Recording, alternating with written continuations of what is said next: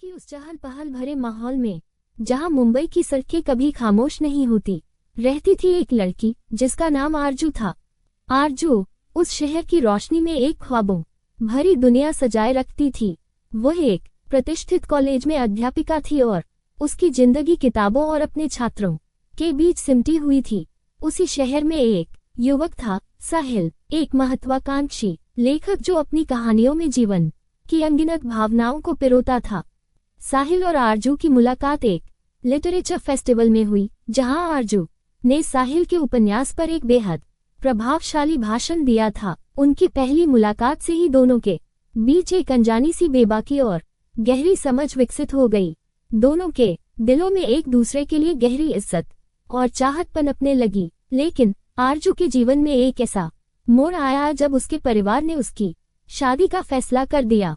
आरजू, जो साहिल के प्रति अपनी भावनाओं को अभिव्यक्त नहीं कर पाई थी, एक दुविधा में थी। साहिल ने जब ये सुना तो उसे लगा कि उसकी जिंदगी की कहानी का एक अध्याय बिना समाप्त हुए बंद हो रहा है। उसने आरजू से अपने दिल की बात कहने का निश्चय किया और एक बारिश की शाम, जब दोनों ने एक ही नाव से सफर किया, साहिल ने आरजू को अपने दिल की गहराइयों से निकली अनकही बातें सुनाई।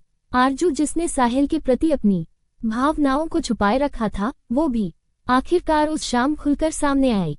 दोनों की अनकही भावनाओं का आदान प्रदान उस शाम को मुंबई की बारिश में धुलकर सजीव हो गया।